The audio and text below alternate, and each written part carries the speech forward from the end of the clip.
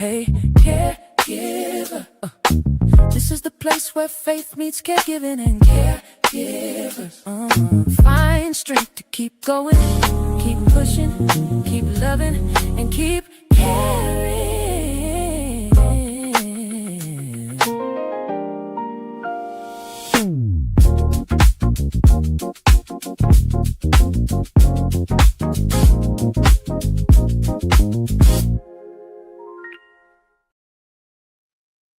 Hey, caregiver family, how are you all doing tonight?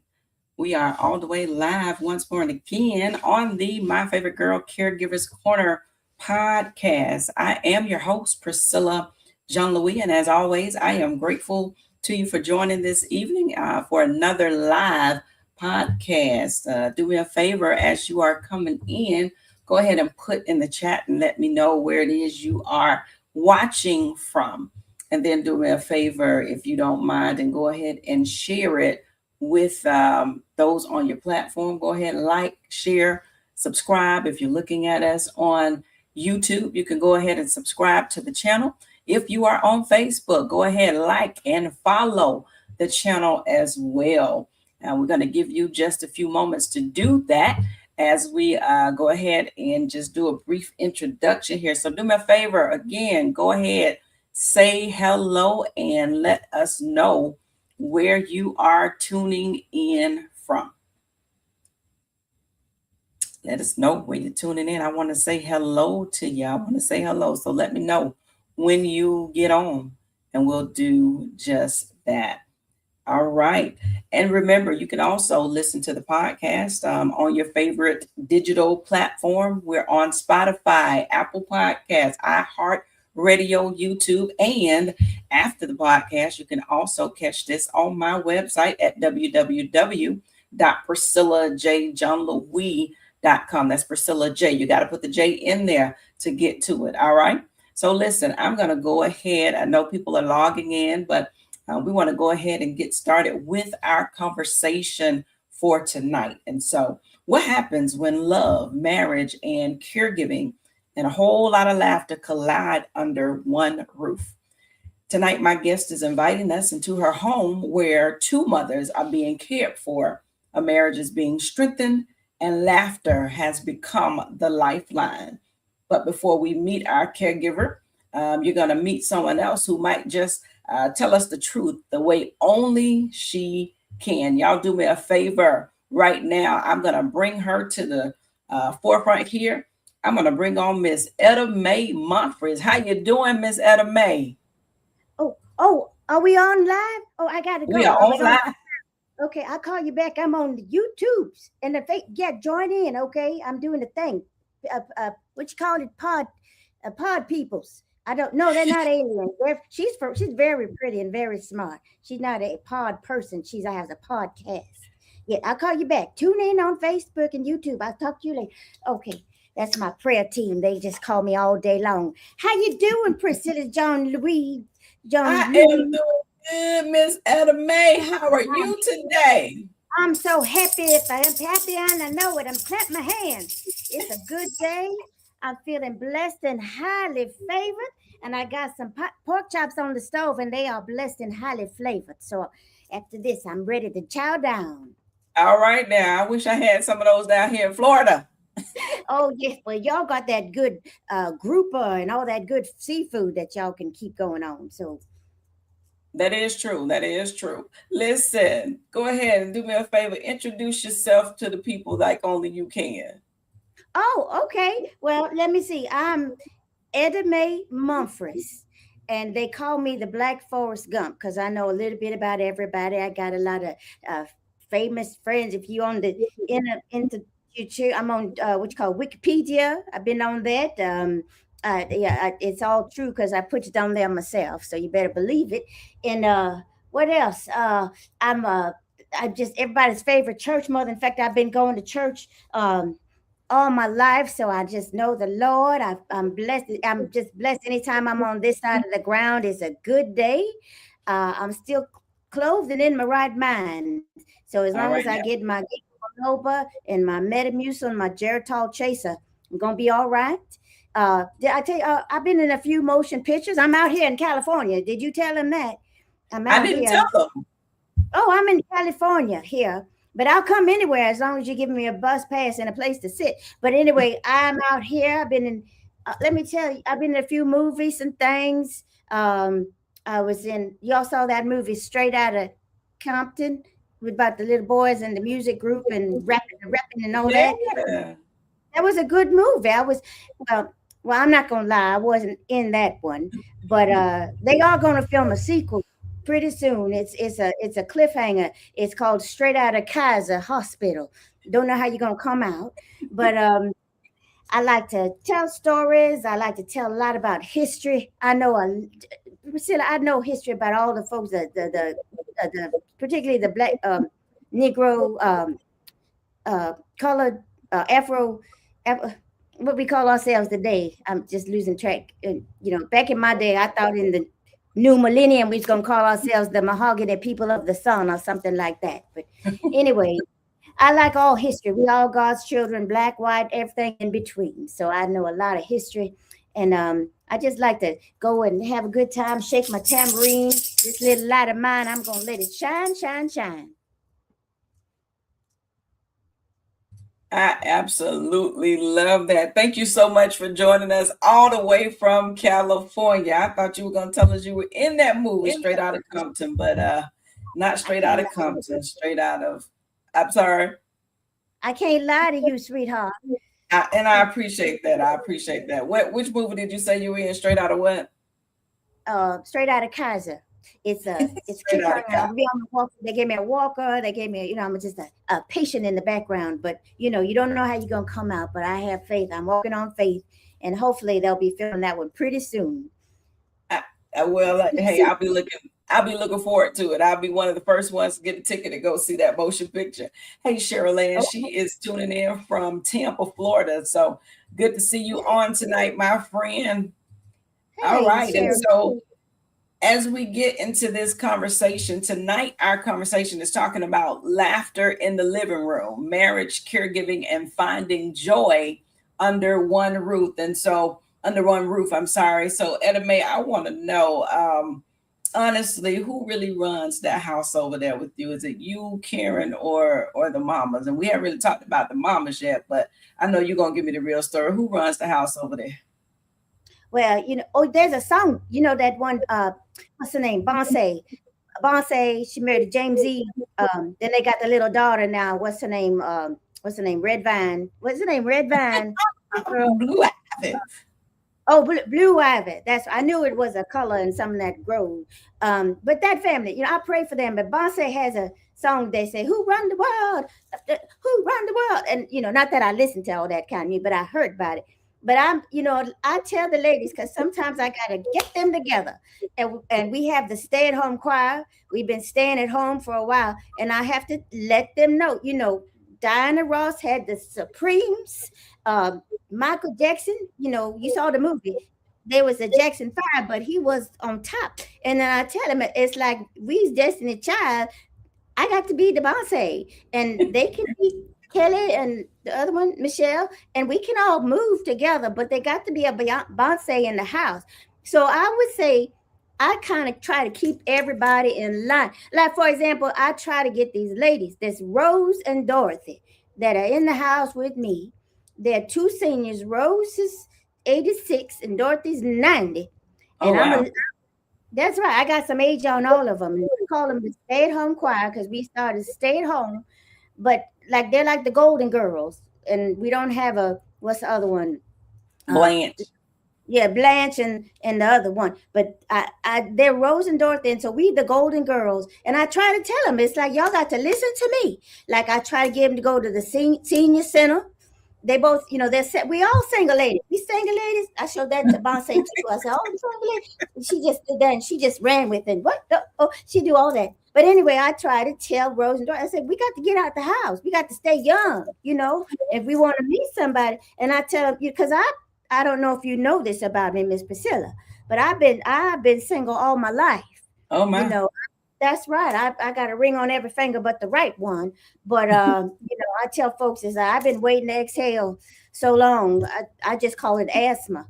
But I try to tell them it's like we got to get the access van, the shuttle bus, and get over to the senior center. We might find a nut just like Boaz met Ruth. You Yeah. know, you never know from whence your help may come. And the good Lord will hook you up. Even her what is it? Her mother-in-law hooked her up. Am I right? Am I telling you Yep. right? So Yeah. I tell them that story. It's like we can't be stuck up in the house. We got to go and maybe find Boaz at the senior center, or maybe down. We got to work out a little bit, so we can say read petite. And so they listen to me most of the time. Okay. So we can be clear on you running the house over there. Well, I try to stay humble, and I try. I'm not gonna say I'm the big boss. Karen and Kim, and they got a dog named Jackie Brown. They all do what everybody got a part. It's like an engine Okay. to keep it rolling. But somebody's, got to be the head and not the tail. So I just tell the ladies, you iron sharpens iron. Isn't That's that in the right. Bible? That's right. So I try to tell them it's like we got to stay on top. All three of us. We're the stay-at-home choir. We've been staying at home since the pandemonium Panta Express. What happened when they shut everything? Pandemonium. Pandemic. Oh, yeah, you smart. I knew you knew what I'm talking. The pandemic. So we stuck in the house, and I started. I don't know if you saw the video. We the stay-at-home choir. I have to play the piano. I have to make them start from the tip of the top. I have to make sure they stay on tune. And I can't fire anybody because they're in the house. I can't. I need all the voices I can get, but I have to keep them in line and keep their mind sharp. The more you do, you gotta keep it going. Use it or you lose it. That's what I tell these ladies. That's right. I was trying to see, can I find the video so I can show them the stay-at-home choir right quick. Let me see, can I pull them up real quick for you all so y'all can get a glimpse of the stay-at-home choir. Let's see here. I should have pulled this up before, but Oh, I just thought about it. So let me see, you got can all. we Oh, look at get that. them on? Yeah, we have lots of clips on the TikTok and the YouTubes and the Instacart everywhere. We're on there. On But the I have. Instagram. Oh, that's right. Let's see. Instagram. Uh, Can y'all see that? I No? don't see it. Not Okay, let yet. me see. All right. I thought it shared it. Hold on. I might have to hold on a second here. It didn't. There we go. Oh, look at us. There we go. There you go. The stay-at-home choir. I just want to show y'all a little bit of stay-at-home choir. Let me Mm-hmm. see if I can See get. how? Don't look like my sound. I should have did that part. I didn't think about it before, but y'all can kind of see without hearing them. I can't share the sound right now, but that's stay-at-home choir that she's Yeah, talking about, y'all. That is Miss Rose, and what's my other beautiful lady's name? Dorothy. We call her Dot. Dorothy. There it is. Yeah, She's 90. she turned 90 on Christmas Eve, and she Oh is my a. God. That's right. She can sing. She used to sing their family. They had a family of girls called the Green Girls. So every now and then, if you listen to our video real close, she'll get that soprano. She can hit those notes almost good as I can. So I try to get her to sing, and Rose will shake a tambourine. And you see how I'm in the middle, like Bonse. But that was my summer hat I had on. This is my springtime Mother's Day. Yeah, that's right, because it's almost Mother's Day. Mother's Day is coming up. Yeah, I give you your flowers. These are for you. You can see them from a distance. Thank you so They're not. much. I appreciate that. Oh, yes. Bless you on Mother's Day. You're a beautiful Definitely mother. And appreciate I'm so proud of you and your girls, the older and the younger. Miss Kaylin just knocking it out the box, all those awards and getting her diploma. Y'all just, well done. Thank you so much. I appreciate that. Yep, baby girl graduated last Saturday, so we are definitely proud of all of the accomplishments. And she's Yeah. been my right hand with this here caregiving journey. So we'll talk about that though at a later point. And so when it comes down to just a typical day, I know you all You have your choir that you do, choir rehearsal. So what does a typical day look like in your house? What's from your perspective, what's a typical day, Miss Etta Mae? Well, I'm an early riser because the early riser gets the worm. I can't sleep on me. So I get up early, early, early. I check in I drink some water. This is my new trick because I don't want, you got to get, keep it, what they call it, juice loose and everything. So I got to keep it. There's something they say about your joints and keeping them. Yeah, I do that, because I got to work it out and push it up for the Lord and all this, get my steps in and just everything I can do. But I get started. I write in my journal. I just write things for the good Lord. I tell the good Lord what I want, what I don't want, what I need, what I'm thankful for. I write it all down. Even with my friend Arthur Writers here, I still can write it down. I got a pen and a pen, and I do that. And then I go in and check on the ladies because they snooze. You know how it is. Sometimes they're awake and looking at the ceiling. Sometimes they're rare to go. But I turn on. We like to watch all the things. TV is good. We like to watch.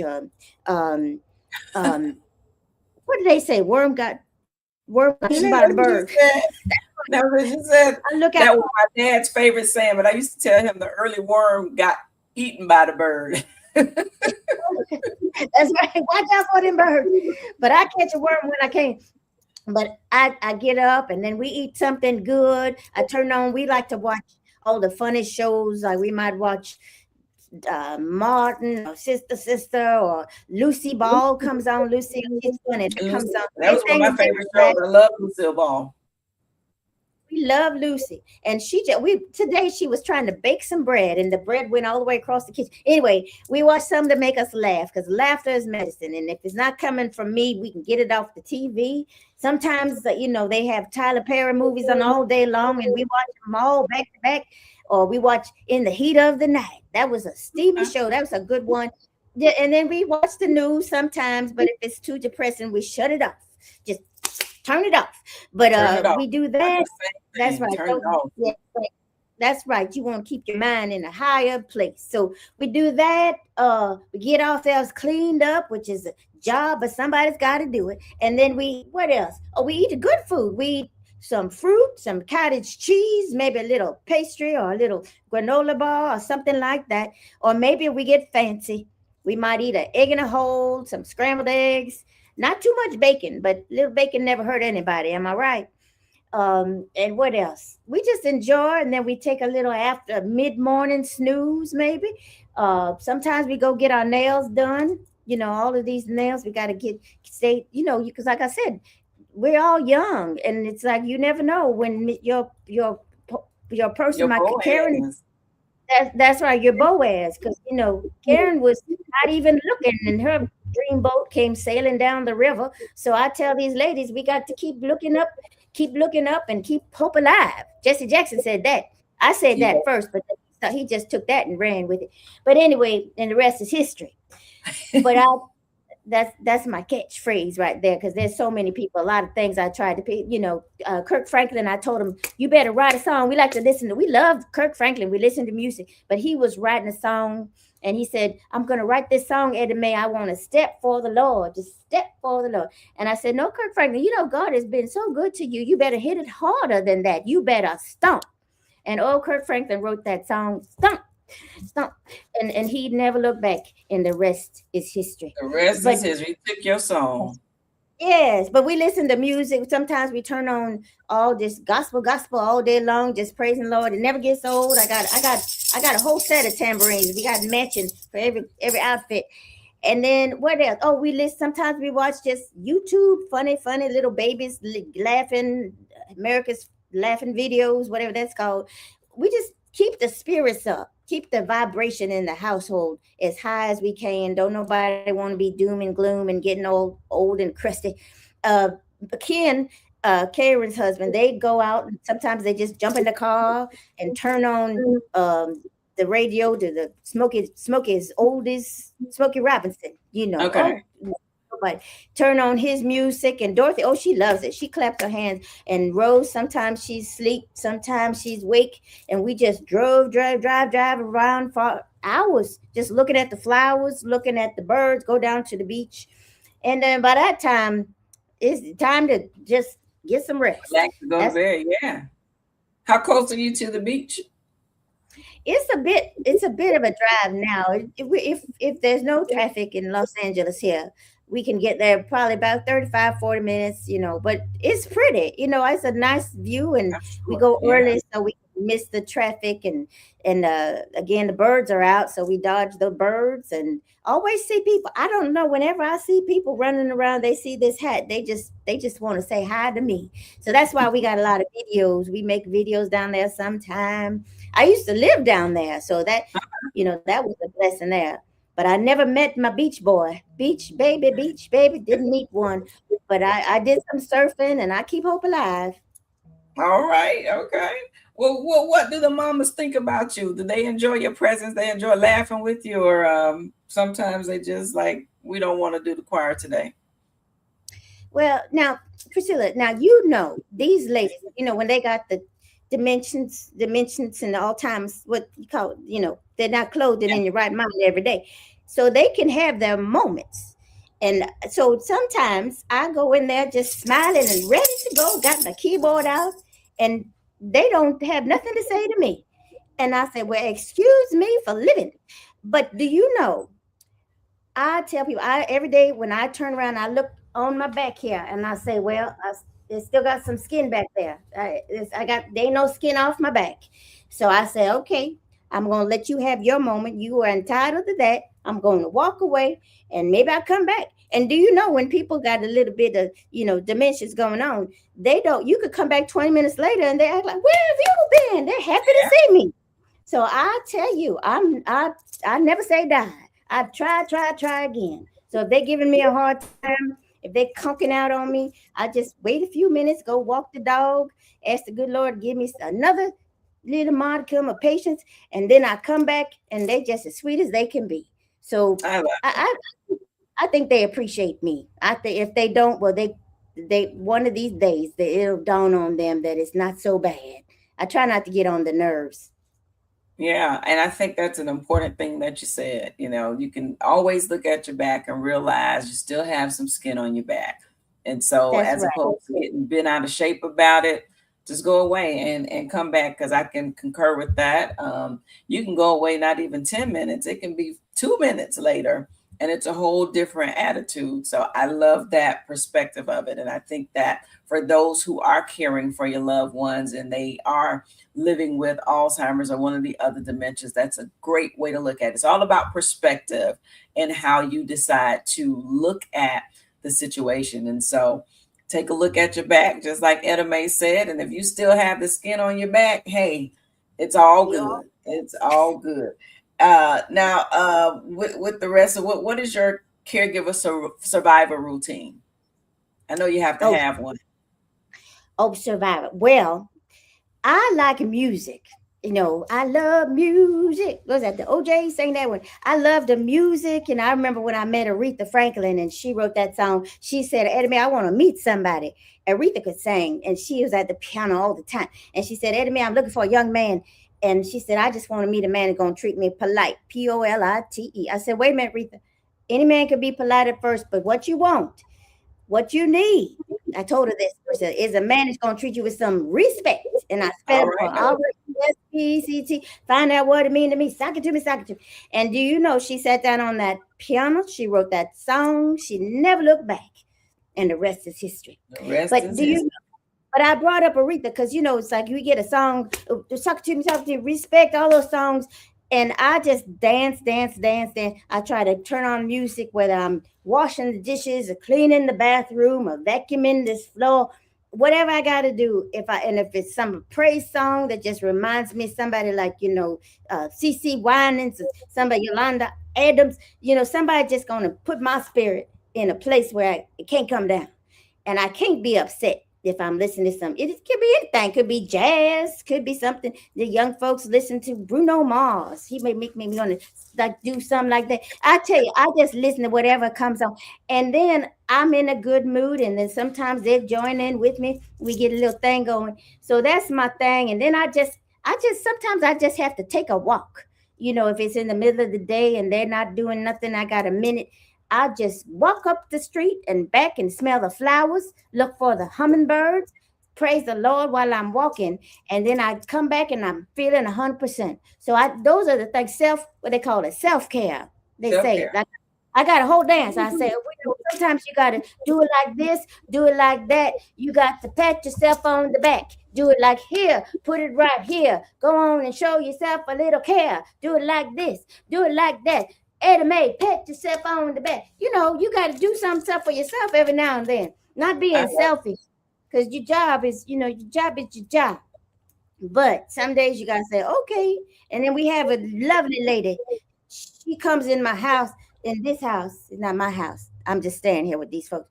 But and they haven't said anything yet. So as long as you don't say nothing, they're not gonna throw me out. But I stay here. She comes here and she helps out. So sometimes you gotta find somebody else who can do as good a job that you trust and spend that money. It's an investment. If you have to say, okay, you stay here for the next 3 hours and I'm going to go to the beach, but by myself, so I can really breathe and I can just have a moment of quiet and solitude, or go do some retail therapy. You go to Ross on Tuesdays, you get a senior discount. I was there yesterday. So you can really save some money by spending money on a Tuesday. Or you just go to nail salon. You know what I'd like? I don't do the Pilates. I don't do the Pilates, but I do the yoga. And you don't have to do too much, woo, woo, woo, to get it. You could just be thinking about Jesus and doing this and doing all that and doing the downward dog. I'm not going to, there's a dog down there. You come back up with the dog, or you just posing. You just moving your body. And it's really good because it's like you're moving your muscles, but you ain't working too hard. And your mind is getting quiet at the same time. So that's my secret weapon. Sometimes just finding a little bit of quiet time. Okay. And we all have to have it. As caregivers, I'm learning even more and trying to do a lot more of it myself. That self-care is very, very important. And listen, I want to ask you one final thing here. If you could give caregivers one piece of advice, what would you tell them? Well, I would say, just believe. Don't ever stop believing. You got, hopefully you got you understand the creator is in charge of everything. So you got to give yourself a break and realize you can't control everything, but you can control your mind and your heart. And so I think what I do sometimes, because there's always going to be a day when you're caregiving. Maybe it might be your end or the person's end, but it's going to be over. So sometimes I would say, just think about what you might wish you did or didn't do, what you're going to feel good about when it's all said and done. So if you look back on the day and you're going to say, oh, I wish I had, given them more good food to eat, or I wish I had taken them to the because I always tell folks, it's like, you just take them when you can. Take them out. Like you don't know if grandma's going to be a party poop when you take out, or if she's literally going to poop at the party. I'm just saying, because stuff happens. Am I right? But don't be afraid. Yeah, that's right. You don't know, because stuff happens. You take them out, and they don't know. They don't know if you took them to Taj Mahal or TJ Maxx.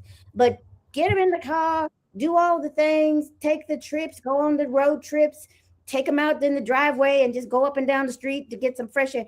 Do all the things that get them dressed up for Easter and put a hat on them, even if you can't get to church. Do all the things that you're going to wish you had done. Do it. And if it works out, if something crazy goes on, then at least you tried, because crazy can happen right there in your house, in the kitchen. So I say, do all the things that you're not going to, so you don't have regrets. That's my advice to caregivers. Do your best. And then forget the rest. Up to the Lord, say, Lord, I tried. I tried. That's a song. Isn't that a song? I don't know that one. I love it. Maybe I'll record that. And you can write that one. Listen, Sandy, Sandy's daughter, my friend Sherilyn here, she said, I finished this journey without a lot of regrets. We had a lot of fun. Her mom recently passed away. And when I say she gave her everything she could, I mean everything. And so when you do that and you give all that you can give, there are no regrets when they pass away. I mean, she did it all, took her out to the beach, bought ice cream, all of it, you know. And so that is what it's all about. And then we have Tiffany. Hi, Tiffany. Thank you for being on. She says, thank you for the advice, Ms. Etta May. Thank you so much for it. And so we are going to, I want to ask you, I know I said that was the final question, but here's another one. Behind the laughter, behind the jokes, there's a woman showing up every single day as a daughter, a wife, and a caregiver. What would you want people to understand most about Karen? Oh, about her? Oh, Yeah. let me go. You want me to go see if I can find her? She's around here somewhere. Go see if you can find her.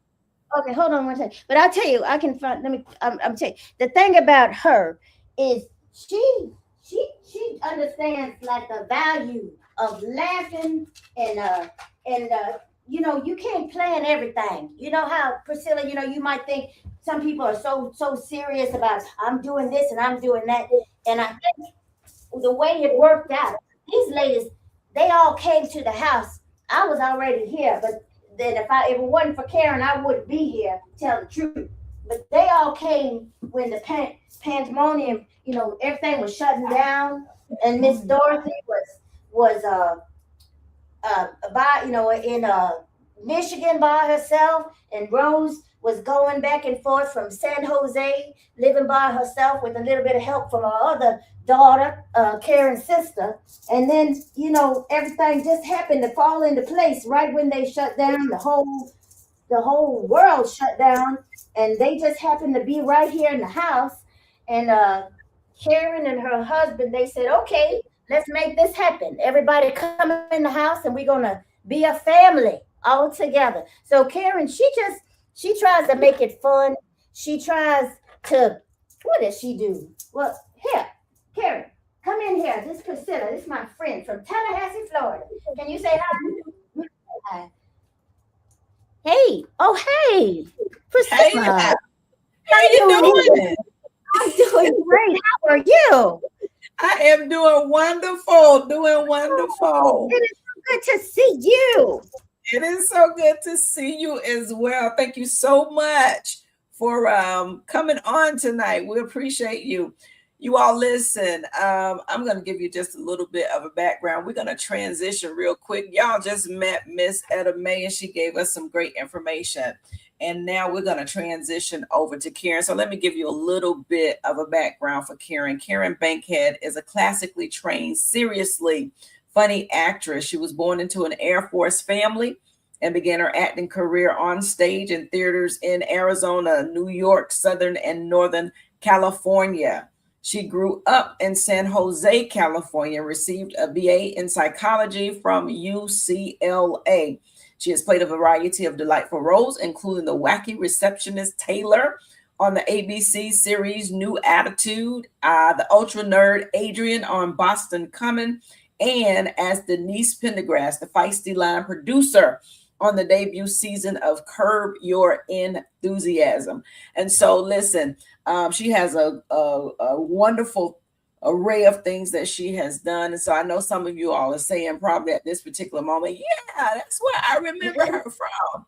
And so, yeah, that is where you remember her from. And so what I want to do, Karen and her wonderful husband are full-time caregivers to their mothers and enjoy keeping them both happy and as healthy as possible as they deal with Alzheimer's dementia. Karen, I want to welcome you to this part of the conversation.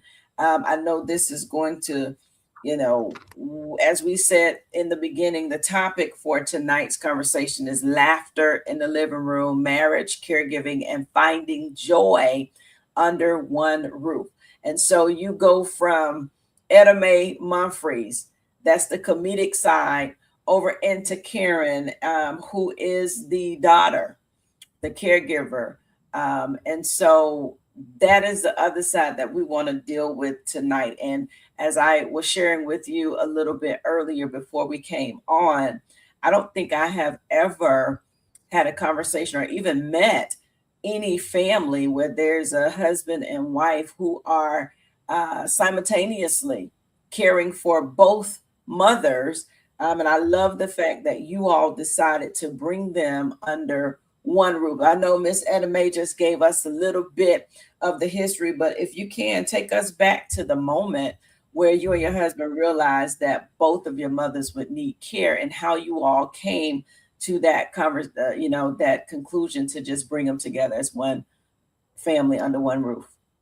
Yeah, I appreciate the opportunity to share because I think it is kind of unique, but it wasn't I can't say we planned it or anything like that, but basically my mom, I think she was diagnosed. My mom has vascular dementia, which Okay. is a little different than Alzheimer's. So she was starting to have some symptoms and things, and my sister and I, we would, my sister would go and stay with her on the weekends, and we had caregivers that would come and help her out with doctor's appointments and stuff. And then I was basically, San Jose up north it's about a 1 hour flight, and it's about a 5 or 6 hour drive. So I was going back and forth. I'd go stay with her for a few weeks, and then I'd bring her back with me down here for a few weeks. And I was doing that while I met my husband and over the time that we got married. And she wasn't, she could still walk and everything, and she was talking, but her mind was a little fuzzy. She just needed help. So at one point my husband was like, I don't like you being gone away from me so long. It's like, you need to bring your mother here to stay with us. And I just love him for that, because he just said it, and it was like, because it's funny, I was thinking about, way back when I was dating other people, and the fact that I ended up with a man who really has a heart to understand that. And so I guess she was staying with us basically a little bit before 2020. And then his mom, he's an only child. So she was in Michigan, and they always talk about the difference between sons and daughters when it comes to caregiving. So I think she was masking a lot. We didn't know the extent of her Alzheimer's. And I think she's very efficient, very bubbly, very energetic little lady. And she was just minding her own business. But I remember when the first time I met her, and I went in her refrigerator, and I was looking for something, and there was hardly any food in there, but there were dishes in there. And I thought, and I was like, I'm not from the Midwest, but I don't know people who keep their dishes in the refrigerator. So little things about her, I was like, I think, she's declining. And my husband's like, yeah. And he's from Flint. So the water crisis was happening, and he didn't like her being exposed to that. So just the grace of God, because we had brought her out here to visit with us a few times. And one time she wouldn't get on the plane. She wouldn't come. Another time she came, and then she just was like, I got to get out of here. I got to go. And she was calling everybody. And so he took her back before she was stayed. And then right in February of 2020, he got her to come stay with us. He went and got her. And then the whole country shut down. So she was here, and my mom was here, and I called the mattress company. I said, we need 2 full-size beds. And they're like, yeah, come around the back, because they were supposed to be closed for COVID in California. Everything shut down in March. Mm-hmm. And they delivered the beds, and I got some bed linen from Big Lots. And then it was like, okay, everybody just stay here. So we were all shut down together, and stay-at-home choir was born. And we really, as tragic and difficult as the pandemic was for a lot of people, we just had fun. We did cooking. I started playing the piano. That's why they started singing, because I wanted them to be busy, and they like singing. And so it's a blessing, because we weren't married that long. I think we got married, and we had only been married like 4 years or something. And okay. Yeah, so definitely a team, definitely helps, for us to work with both of them wherever they are. My mom has some issues that are different than my mother-in-law, but we've watched them kind of decline a little bit, but it's like every little thing that pops up, we're learning, and it's almost like, how it is. It's like you go, oh, okay, that's how you handle that. That's how you deal with that. And often that's how it is. And it is such a blessing, as you said, to have a husband, a partner who is very sympathetic, and who, is like, yeah, because a lot of times I've seen rather, it doesn't always happen that way. Mm-hmm. Sometimes the responsibility that comes along with it can scare people off. But to have a husband that is like, no, you need to bring your mom to live with us, especially one who is living with dementia, because it's a different type of road sometimes. And so that is definitely such a blessing. And if I may ask, how has caregiving impacted your marriage, if it has at all? I mean, has it made it stronger? How has it impacted your marriage? Not being married that long and then having to move not one but have both your parents at the same time. How does that work for you all? I think, our bond is strong. Just like this morning, my husband you talk about how does our day start. Some days I'll admit I'm like a little blurry eyed. I'm a little bit, being Martha instead of Mary. And I'm like, okay, come on, you guys, we got to do this, this, and that. I'm looking at the task. And he'll come in and like, hey, Rose, how you doing? And he's smiling and laughing and dancing. And he loves to put on music for his mom. And when I see him, it's regardless. We have a little, what do you call it? The Ring cameras. So I can see him sometimes. And it's like, it just makes me fall in love with him. When I need help, he's always, because used to be able to move my mom around by myself. So thank God, between the two of us, we can still, if the caregiver's not here, we can still keep her moving and mobile. We have Sarah Steady, a device that Okay. I highly recommend it if your person is still able to stand but can't be on a walker. They call it Sarah Steady, I think. And Okay. so we can move her. She doesn't have to be like with a Hoyer lift or something like that, or in a wheelchair all the time. But we get her up on that, and we get her from room to room, or we get her stair lift to go down. But even like during the pandemic, we would do, I remember we would call it Club 3 a.m. So it's like, everybody was home, and we would just do silly stuff like go on YouTube, and he'd be like, yo, I used to love this song when I was in high school. And like, we just listen. So we have our quiet, private time when they're asleep or whatever. But then also just going out with them, knowing that we have the peace of mind of them being right here. You get to walk in the room. And, speaking of which, he's right here if you want to say hi. Yes. He's talking about, hey, Ken, this is Ken. She's talking about how it is with us taking care of both of our moms. Oops, I have everything all set up. This is Ken. This is Priscilla. Hi, Ken. Hello. You want to say How are hi? you? Okay. How about yourself? I'm doing great. Such a pleasure to have you on. Oh, thank Yeah, you. Thank you. we've been talking about just that joint, being married and caring for both of your moms at the same time. I told her it's very unique, but I admire that so much. But I've never actually had a conversation or actually seen it before you two. And so I definitely applaud it greatly, Mhm. greatly applaud it. Thank So you. how is it Yeah. for you? Kara, first, she was just telling me that you go in, and I call her affectionately Aunt Rose. For those that don't know, this is actually Pastor Judy, my pastor's wife. They're great friends of mine. This is her aunt. And so I call her Aunt Rose, but just being able to go in and just enjoy. I saw you even on the video that I was going to play. I saw you back there on the drums. So you all have a real live. How is that for you? It's a challenging time, but I got to thank God for my wife. She's just a blessing, and it's just great that we met each other at that point in our lives when we both knew we had to take care of our moms, and so it was it's God given that we got together. So that's all I can say. It was just a blessing, and it was meant to happen. Yeah. Yeah.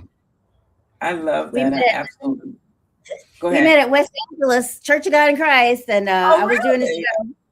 Yes, I was Etta May was doing a show, Yeah. and he was sitting in the audience and he was laughing. I said a joke about Detroit, actually, where he's from, and he was laughing, and he was so cute to me. It was like immediately my heart literally said, Lord, I want to know him.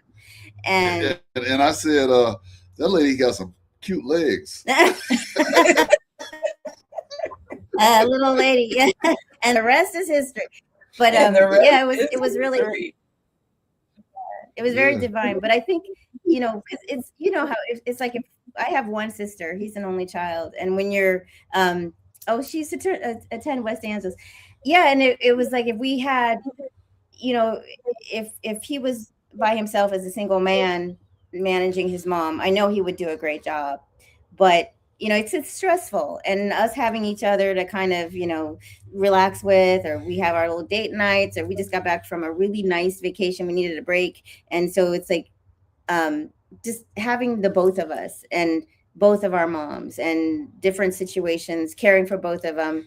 I guess it's almost like if you have twins or something, it's like it's double the work, but it's a lot of fun, right? Yeah, and they respond differently to different things. Like my mom, she loves good music, so if I put on anything Motown, especially when I'm in the car, she gets to clapping and really enjoying herself. And Rose, I just try to humor Rose, but the secret I found is this, and my daughter told me this: keep them happy, keep them laughing, and then the rest kind of falls in place. Yeah, yeah. And the good thing too, having that support there, if one of you is down, because one thing I've learned over these past 10 years that I've been caring for my mom is sometimes it's not, the everyday things, like the bathing and the feeding and all that stuff. A lot of times it is just watching them decline. For me, that's been a major thing. And that's not something that you can always express to everybody or that everybody understands, but you're right there together. And I think, even seeing that, especially she was telling me you're an only child. So I can't even imagine if you were, just you single having to care for your mom, what that looks like, because, having to watch that decline sometimes becomes more emotional and more heart-wrenching than anything else. And so to have a team that does it and you all do it well, you do it extremely well. And I hear you both talking about the additional help that you have to come in. I know that too is a big plus for you all, to be able to have additional help so that you can be able to spend that quality time and do the things that you need to be able to care for yourselves individually and then for your marriage as a whole. Right. Yeah, we have to be intentional about taking breaks, or just having we go listen to music ourselves, go swim. Like Ken is good, he's always exercising, going to the gym.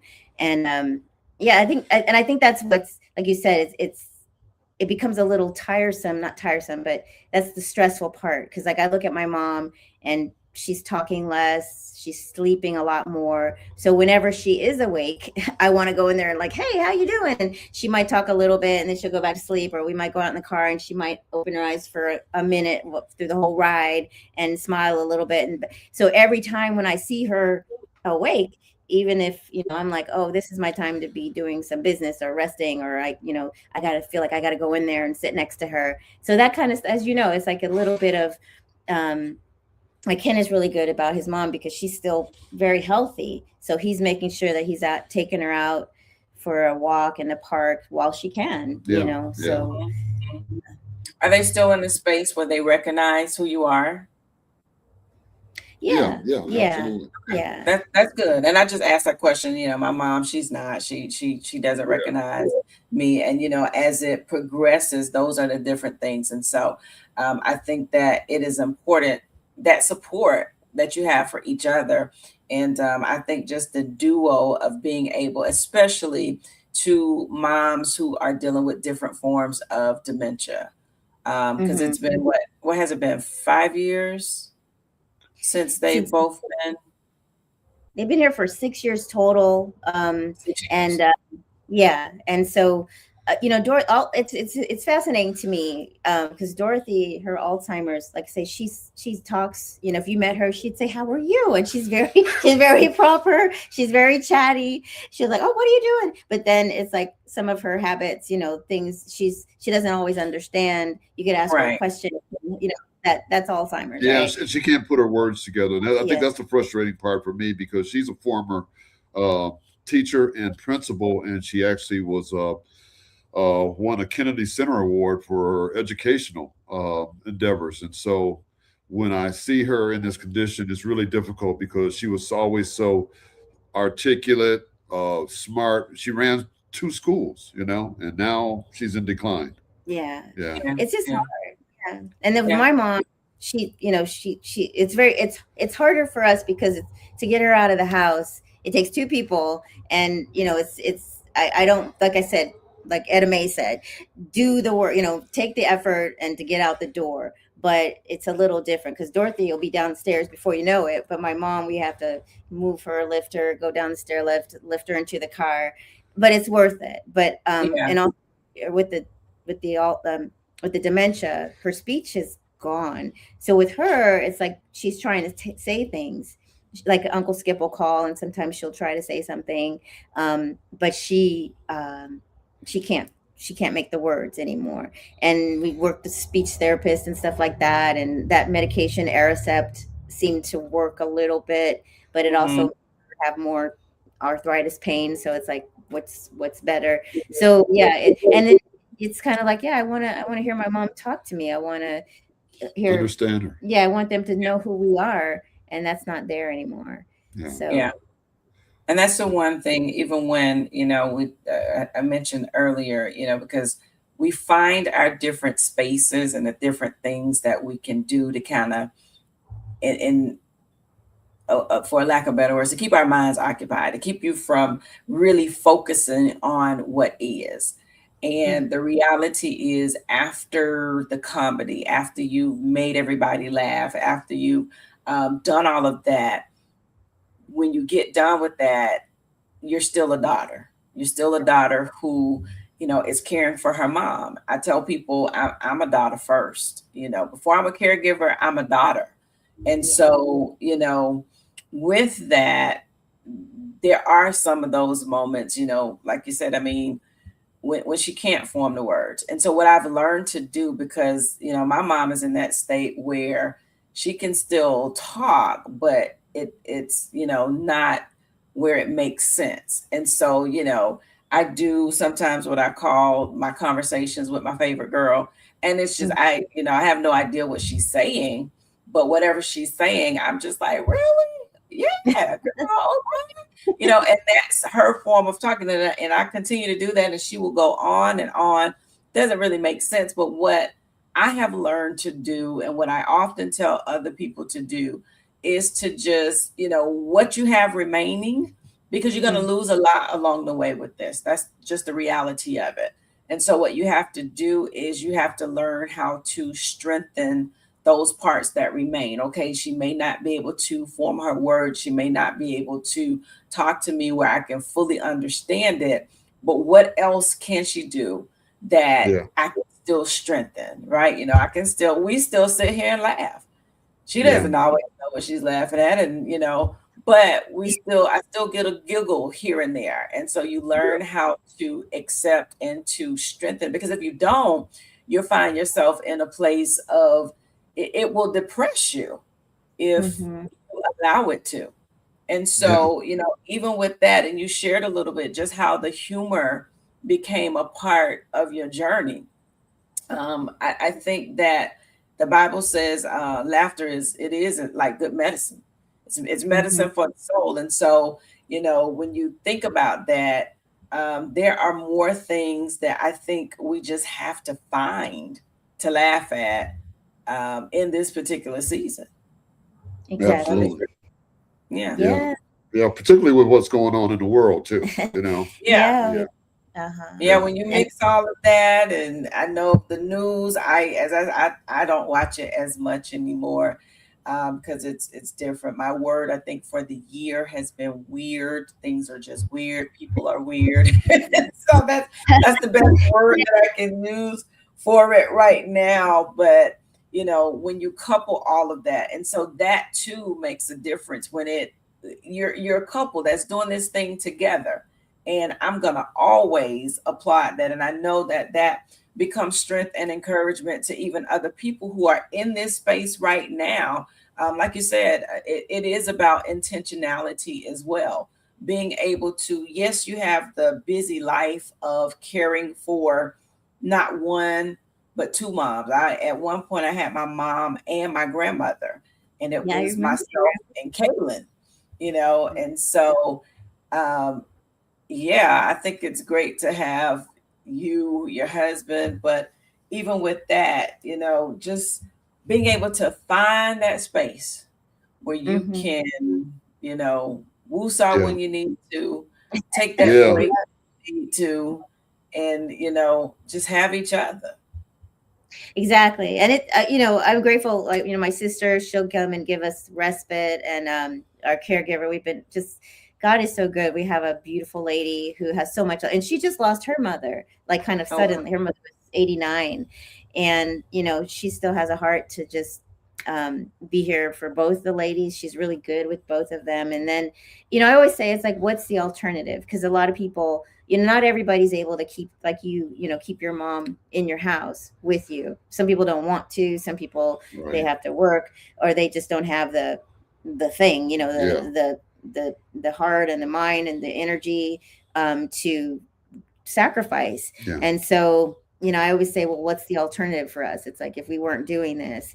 And it just really does feel like a blessing, and it hasn't gotten easier, but I just can't see it any other way, because they're Yeah, both doing as well as they could. They're doing well, and to be able, to wake up in the morning and be the first one to look at your mom, and know that they're okay, and know yeah, that they're getting the best treatment because you're doing your best.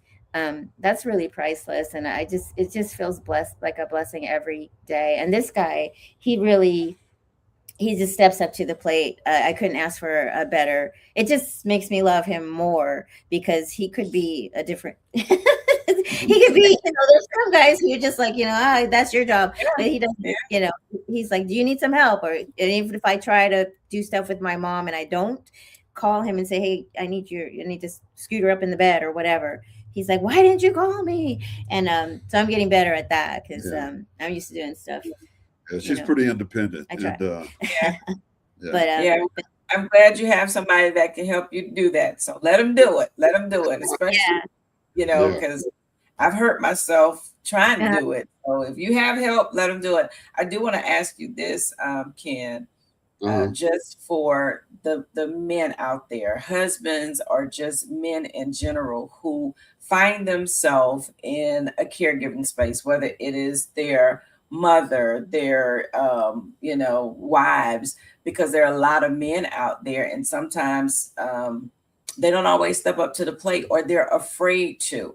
What advice would you give to a husband who, even if it's just a mother-in-law or wife, what advice would you give to the men out there who are in this particular space right now, who feel like this is just too much for me? Um, in my particular case, besides the humor and trying to keep her laughing with jokes and keep her smiling, the music and the dance is what my mother really likes. So, like earlier today, I made her stand up and we danced to Al Jarreau. I put on a Al Jarreau concert, and for some reason, she was fascinated by Al Jarreau, because Al Jarreau would use to make those musical sounds with his mouth. So I'm always looking for something really new, something she's never seen, and it brings a smile to her face. But overall, my mom is just, I'm watching that decline, and it's hard to get away from it. But at the same time, uh, I just think about the times that she took care of me, and I got to be there for her. That's the way I look at it. Yeah. And that's the same advice, whether you're male, female, that's the thing. I think we have to always keep in the forefront of our minds the fact that the sacrifices that we are now having to make, these same sacrifices, are sacrifices that our moms in this case made for us. That is the Right. thing that I always keep in my mind. Especially, I was sharing with someone yesterday, especially when you have children, then you start to really understand the sacrifices that parents make. And so, for me, that's my biggest thing. Some of the sacrifices I do know about, but being a parent has helped me to learn and to understand that there's probably a whole lot of things that I'll never, ever, ever know. But she did it. When I think about the fact that, and I'm not saying it's easy by far, but when I think about the fact that there's some things that, I can no longer do, I haven't been able to do. For me, something as simple as taking a Sunday afternoon nap. I used to love taking Sunday afternoon naps. And now I Right. hardly ever get to do it because if I don't have coverage, there's nobody here. Every now and again, just this past week, I slipped off. I fell asleep because I was tired. And thank God she just got up and walked and she just came and sat down next to me. But just those simple things that you find yourself, sometimes you may want to do them, but you can't. And it Yeah. is a sacrifice. And on so many levels, it's a huge sacrifice. But I do keep it in the forefront of my mind that, she did it for me. And so, Mhm. how much more? I'm in the process of writing a book entitled Love in Reverse because that's Mm. exactly what it is. Being able to love them. They did it for us, and now, we're repaying it. We're back on that in that same place. Let me ask this, either one of you, what would you say to a couple who is considering stepping into caregiving together? What advice would you give to that couple?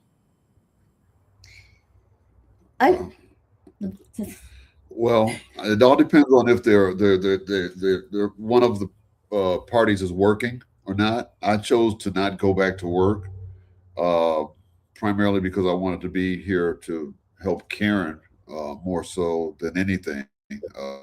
I'm still, because I'm kind of semi-retired in that regard. Uh, but I guess the biggest thing is love on each other, have keep a God focus, and just work together. That's the thing I would say. Just got to be very loving and patient. yeah, Patience is a big thing too. yeah. Yeah. Yeah, he's very good at saying, I got this. He's like, you go get some rest, or sometimes, like you say, just taking a nap or being able to run to the store. Sometimes I just go and do the drugstore by myself Or in my take a car. walk. Yeah, walking. I'm big on walking, and I think also educate. Like I'm always on Instagram or whatever, all these people, these nurses, hospice nurses, all these specialists. And sometimes I try to tell Ken, it's like he'll say, Dorothy, why do you, blah, blah, because she'll do certain things and it's usually funny and it's nothing harmful, but it's like, he'll be like, why would you do that? Leave, like spill water and just, play with it or something.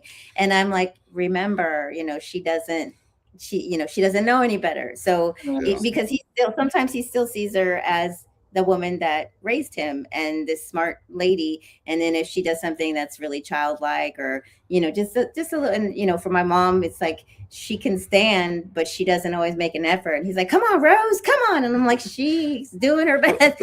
And so, but he's very patient and the little thing. And like I say, there is a different, boys, I guess, men, when they're taking care of their mom, we got all the lists and everything and we write everything down, and men show up at the doctor like, okay, what do I do? And so I'm always going with him when we go to his mom's appointments, because I'm like, no, she takes this and she takes this and she's doing this. Yeah. And he's like, oh, Yeah. she's doing great. And I'm like, well, but the thing that I've also learned is that, like, I saw somebody talking about all the stuff that you wish you could be doing, like other things like working or whatever. But for me, it's like I wouldn't have it any other way. This is where we are, this is what they need, and there's really nothing I can't think of, even just having more free time or whatever. It's like that'll come, or else we make the best of it, and there's really nothing more valuable or more God honoring, I think, Yeah. and more important, than these are our mothers.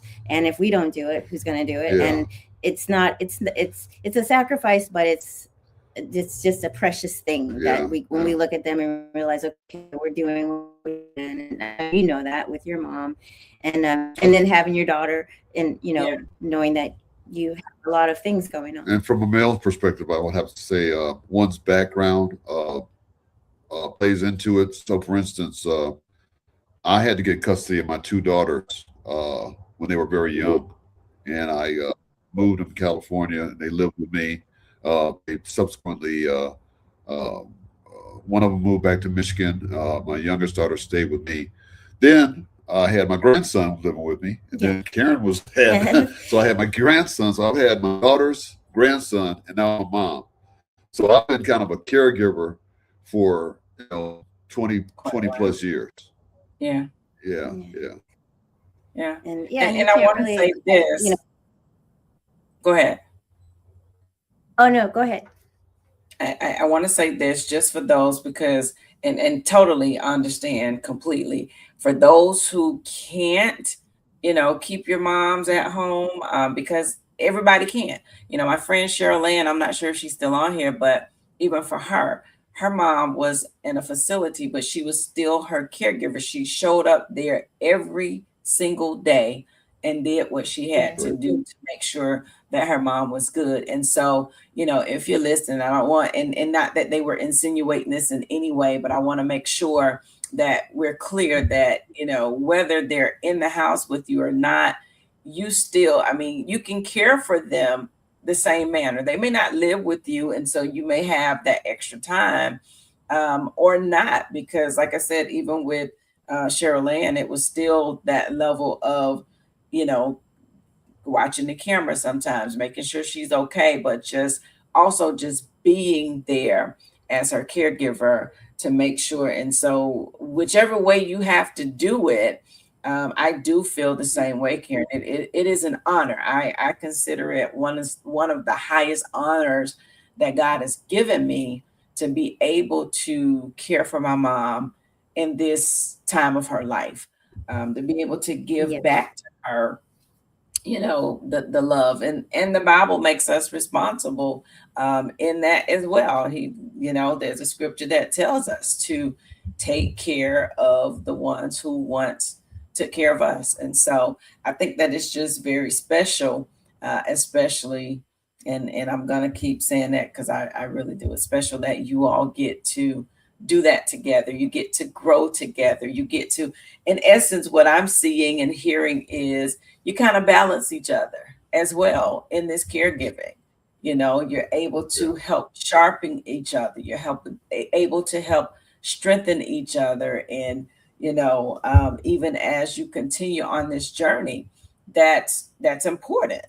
And so for those out there that are doing it, if you have a spouse who, you're considering it, I think these are some of the greatest examples that they are. I've put Karen's information out there as well. I do want you all to go and follow her YouTube, Instagram, TikTok at Etta May TV, on Facebook, Karen Bankhead Hits, and it's Etta May Mumfries. Go follow her. Follow her on all of her social media platforms and get some of that humor in your life all the time. And you'll be able to see her and Ken as well, and the ladies, and they're doing their thing. They have their own band. And so, if you're in the California area and you need you a good live band, I think you should just give her a call. Come on over. And you need a live band for one of your events. You have a whole team here. You have all of them. Yeah, right she's what part of California are you in? I know you said that you attended West Angeles. Are you all because you all are where now, Karen? Which part? We're in Pasadena. We're in Pasadena, which is about 10 minutes north of downtown LA. Okay. And so the little old lady of Pasadena, that's Etta May, but I go everywhere, doing shows and stuff, and we don't always go to West Angeles, but we, sometimes we do bedside Baptist because it's just not always easy to get the ladies out of the house. And my mom, sometimes she's in, with her eyes closed, like looking. I always say, people are like, "Is she okay?" And she's listening. And then Dorothy, we have a timer. It's like after about 45 minutes, she's looking for the door. So we have to like put her in business, ready to go. Yeah. And she will walk out if we don't catch her. Tiffany says she's in the Victorville area. Not sure how the distance of that, but she's in that part of California. And so, you know, you all are in the same area, same exact area. So see, she has a tambourine and everything. And you know, listen, live band. And for those of you that are out of state, you know, fly them in. I'm sure the choir will come on out and perform for you. I tell her we have to get on the Life Changer so we can see Pastor Judy. And I have a fan from every church. Etta Mae collects her fans, her church. She got a fan from every church in the neighborhood. Somehow or other, she managed to take them home with her. So I need a Life Changers. Yeah, we got to get you 2 Life Changers too. Get you your fan. Listen, I want to ask you all this. As caregivers, what do you think caregivers need to hear right now, especially if they're feeling exhausted, if they're tired? What is it that they need to hear? I'll let you handle that. I think if they're tired, I think they owe it to yourself to take a real break. Because I've been awful at that. And I think, you know, you're not doing anybody any favors. You know, when I get that really bad fuzzy brain, you know, weak, too much caffeine, or not eating enough or not eating right, it's like, it's dangerous, you know, because I can forget what I did, or, you know, be too weak to move somebody, or really, you know, just in a bad mood and not feeling good. So I think whatever you have to do to get a good night's sleep, you know, if you have to have the caregiver come and you just go back to sleep for a few hours, or, you know, turn on you really have to take care of yourself, because if, you know, like they say on the plane, you know, put the mask on your face first and then take care of your person. So you owe it to yourself to care for yourself. And if you need a real break, you know, I know some of the places they have a respite program, or if you know, if you like you say, if you really know that your person would be under better care in a facility, that's not unloving, because those people, there's some great, you know, care centers and great nurses. I've met so many nice people. Yeah, I was going to say senior centers are actually probably a good place to get some good advice too. Yeah, but we're fortunate that Pasadena has a really good Pasadena Senior Center, and they have a lot of good programs. So that's something to consider. Get some help and breathe. Like Etta Mae was saying, she does yoga. I literally, you know, like every time I lay my head down and really make myself just clear my brain, even if it's just for 20 minutes or an hour, you have to be really gentle with yourself. And prayed up. Prayed up. Yeah. Yes. Yeah. And I think I'm going to get going because Dorothy's watching the Knicks and the 76ers, so I got to get back down here. She likes sports too. Anyway, nice to meet so you. Much for joining us. I appreciate you.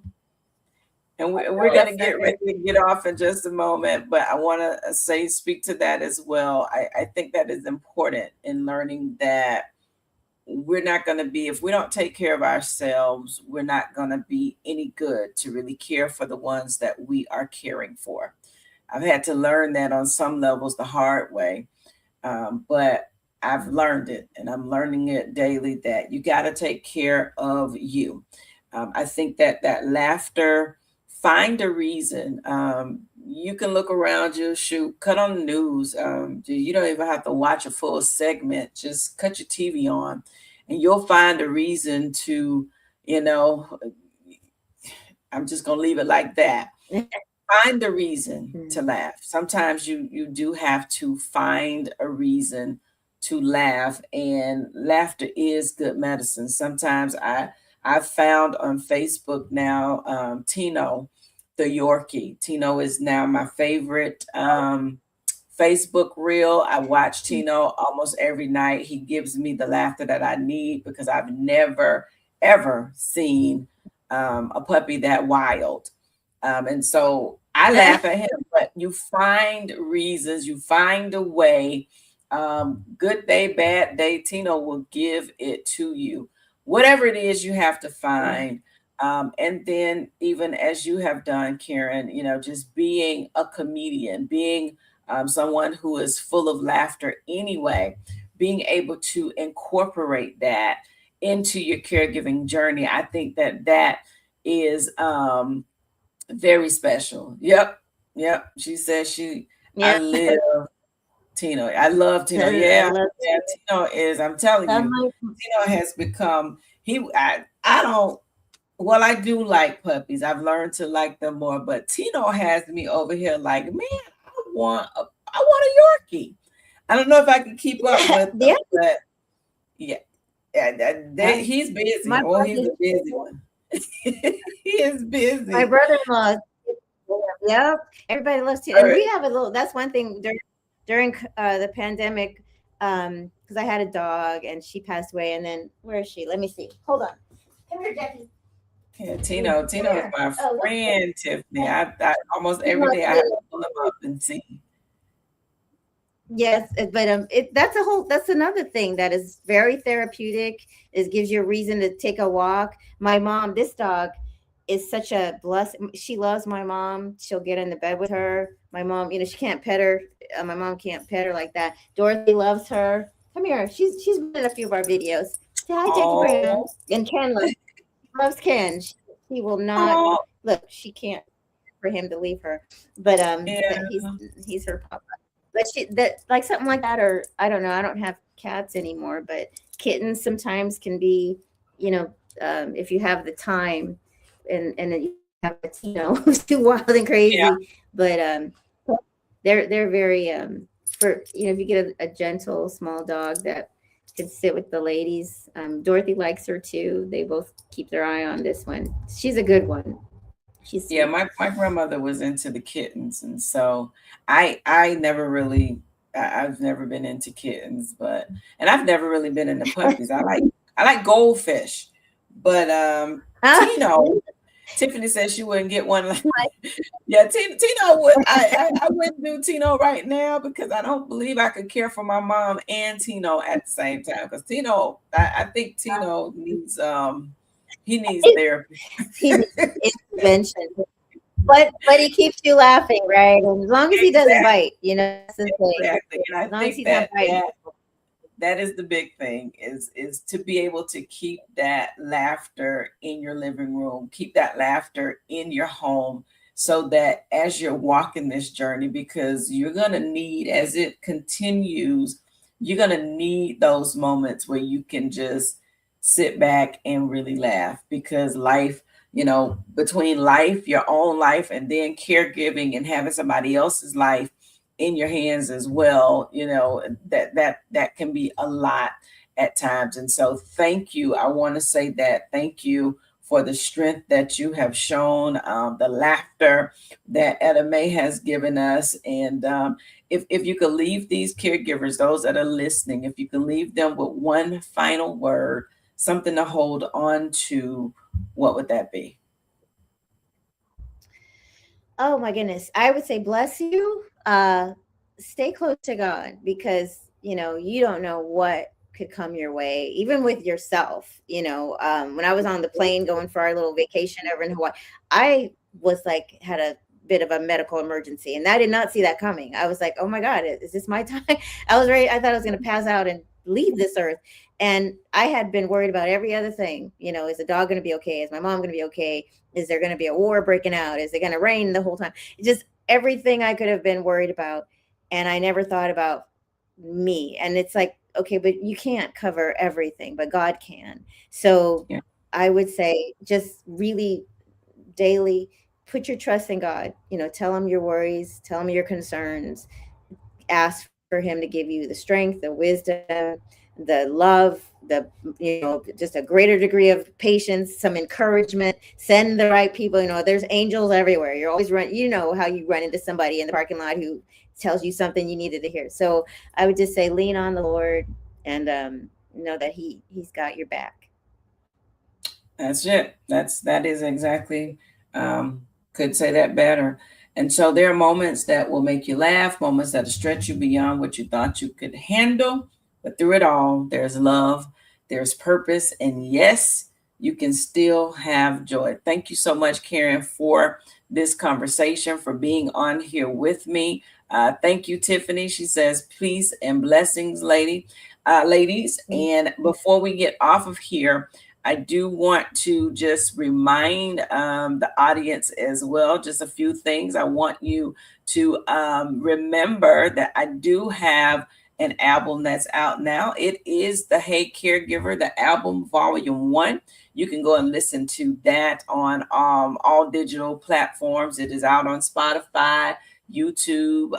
It's out there, Pandora, all of them. You can go out there and take a listen to it. And it was written just for caregivers, to give you something. My goal, my aim, my mission is to help strengthen caregivers, to inspire caregivers to keep going, keep loving, keep pushing, and keep caring. And then you can also pick up a copy of my book. I do have the Hey Caregiver devotional and prayer journal that is available. You can find that on my website at www.priscillajjohnlouis.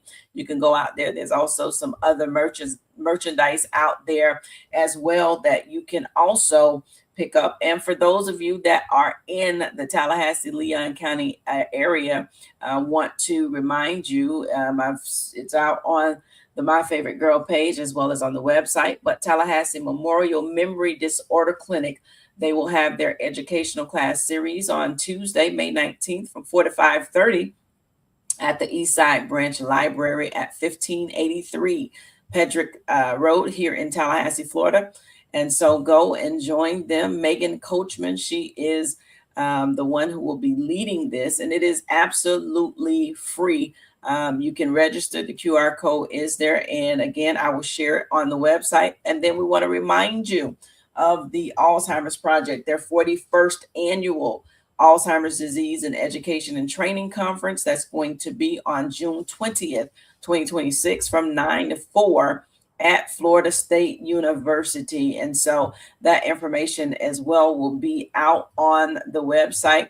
Please, if you're in this area, these are resources. They're absolutely free. We talk about educating yourself and making sure that you know what the signs, the symptoms, what they look like. These are great opportunities.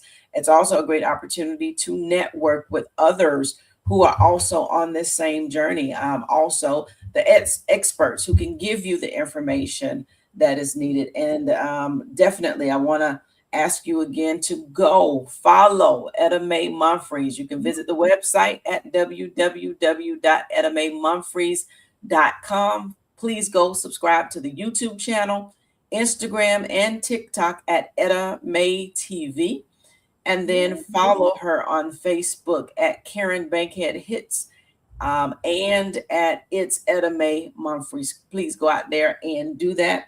And as always, we want to again thank you for tuning in on tonight. If this episode blessed you, encouraged you, or made you feel just a little less alone, I ask that you share it with someone else who also needs this information. And don't forget to subscribe as well to the My Favorite Girl Caregivers Corner podcast on your favorite platform. And make sure that you don't miss an episode of the podcast. Until next time, as we always say, keep going, keep pushing, keep loving, and by all means, keep caring. Good night, everyone. Thank you so much.